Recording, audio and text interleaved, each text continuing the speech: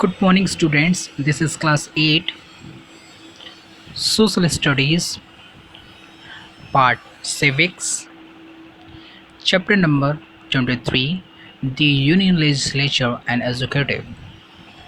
And today, my topic is the Prime Minister.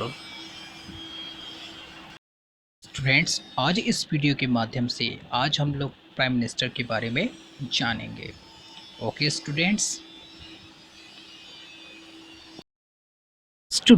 जैसे कि आप यहाँ पर प्राइम मिनिस्टर के बारे में समझ रहे हैं, सबसे पहले हमें यह जानना बहुत ही ज़रूरी है कि प्रधानमंत्री यानी कि प्राइम मिनिस्टर की नियुक्ति कैसे होती है. Okay, appointment according to the constitutions, the prime minister appointment by the president. He appoints only that person as prime minister who is the leader of the party or coalition of parties having an absolute majority in house of the people.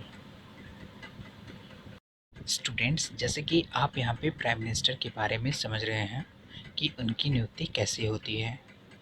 Students, जैसा कि आप जानते हैं, prime minister की appointment यानी नियुक्ति भारत के president के द्वारा यानी राष्ट्रपति के द्वारा की जाती है और इनकी नियुक्ति तभी की जा सकती है जो पार्टी मेजोरिटी यानी बहुमत में होती है या कोलिशन का मतलब होता है गठबंधन, या जो पार्टी गठबंधन या मेजोरिटी में जब अपनी बहुमत प्रेसिडेंट के सामने प्रस्तुत करती है तो पार्टी के लीडर को ही प्राइम मिनिस्टर बनाया जाता है.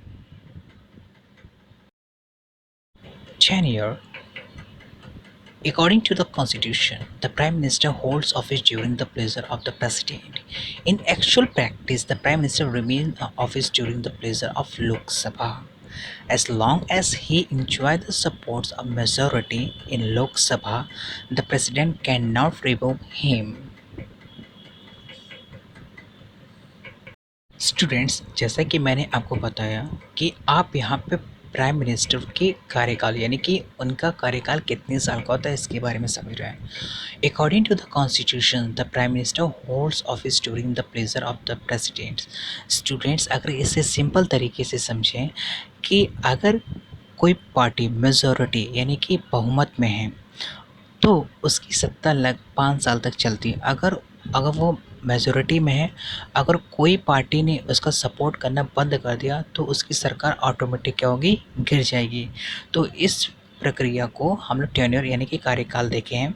तो इस हिसाब से अगर हम देखा जाए तो actual practice the prime minister remain the office during the pleasure of Lok Sabha. अगर प्राइम मिनिस्टर की पार्टी जो है अगर वो पूर्ण बहुमत लोकसभा में है तो वो क्या होता है, वो टेन्योर यानी कि 5 साल तक चलता है. अगर उसकी पार्टी में मेजॉरिटी नहीं है, अगर बहुमत नहीं है तो वो क्या कर सकते हैं, उसकी सरकार गिर सकती है. अगर उसकी पार्टी मेजॉरिटी में है तो प्रेसिडेंट कैन नॉट रिमूव यानी कि प्रेसिडेंट उसे नहीं हटा सकता.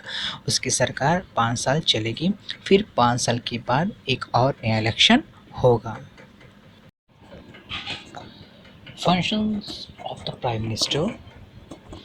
First, formation of council of ministers. Students, अब अगर कोई प्राइम मिनिस्टर किसी पार्टी का व्यक्ति बन गया है तो वो पहले क्या करेगा, formation of council of minister. वो क्या बनाएगा, देश को चलाने के लिए क्या करेगा, एक काउंसिल मिनिस्टर बनाएगी. वो उसका गठन कैसे होता है इसे आप समझिए. The prime minister prepares the list of his council of ministers and send it to the president. Students, वो क्या करता है, formation of the council of minister यानी कि प्राइम मिनिस्टर जी क्या करते हैं, पहले एक prepare a list of council of minister. वो क्या करते हैं, एक लिस्ट तैयार करते हैं और वो किसे सेंड करते हैं, प्रेसिडेंट को. They are formally appointment by the president. Actual वास्तव में जो नियुक्ति की जाती है वो प्रेसिडेंट के माध्यम से की जाती है. The Prime Minister distributes portfolios among them. He can change their portfolios whenever he likes. Students, जैसे कि आप यहाँ पे functions of the prime minister को समझ रहे हैं. Functions of the prime minister में आप देख रहे हैं formation of council of minister. Students, आप जानते हैं कि प्राइम मिनिस्टर की अपॉइंटमेंट यानी नियुक्ति प्रेसिडेंट दी है. अब प्रेसिडेंट क्या करते हैं कि एक पोर्टफोलियो यानी कि एक लिस्ट बनाते हैं कि कौन सा डिपार्टमेंट किसे दिया जाए. ये प्रेसिडेंट और प्राइम मिनिस्टर ही तय करते हैं. Chairman of the Cabinet. The agenda of cabinet meetings is also prepared by the Prime Minister. Students, जैसा कि आप इस इमेज में देख रहे हैं कि प्राइम मिनिस्टर नरेंद्र मोदी जी और उनके साथ उनके कैबिनेट मिनिस्टर हैं, तो वो क्या करते हैं, अगर लोकसभा में कोई एक मेजर मीटिंग अगर होती है तो उसमें वो पार्टिसिपेट करते हैं।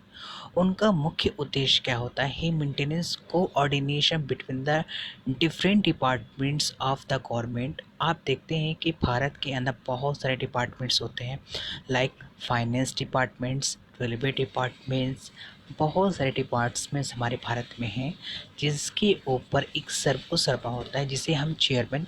तो हमारे देश में जितने भी डिपार्टमेंट हैं उनका सर्वोसर्वा कौन होता है, प्राइम मिनिस्टर। वैसे तो हम यह कह सकते हैं कि हर डिपार्टमेंट के जो मुखिया होते हैं वो अलग अलग होते हैं। फॉर एग्जांपल के लिए मैं आपको बताता हूँ कि फाइनेंस डिपार्टमेंट, डिफेंस डिपार्टमेंट्स और रेलवे डिपार्टमेंट्स के अलग अलग मिनिस्टर्स होते हैं, लेकिन अगर देखा जाए तो इनके अलग अलग कार्य हैं। तो ये सब कोऑर्डिनेशंस यानी प्राइम मिनिस्टर क्या करते हैं, सभी डिपार्टमेंट को वो नहीं दे सकते, इसलिए उनके कोऑर्डिनेट करने के लिए अलग अलग मिनिस्टर बनाए जाते हैं जिससे वो क्या स्मूथली देश को चला सकें। So that the work is administration is carried on smoothly. Students, जैसे कि मैंने आपको बताया कि कोऑर्डिनेशन यानी कि समन्वय के अनुसार ही वो देश को क्या कर सकते हैं, चला सकते हैं। Students, and next video you will study leader of Lok Sabha. Students, हम लोग नेक्स्ट वीडियो में लीडर ऑफ लोकसभा के बारे में पढ़ेंगे। Okay students, thank you.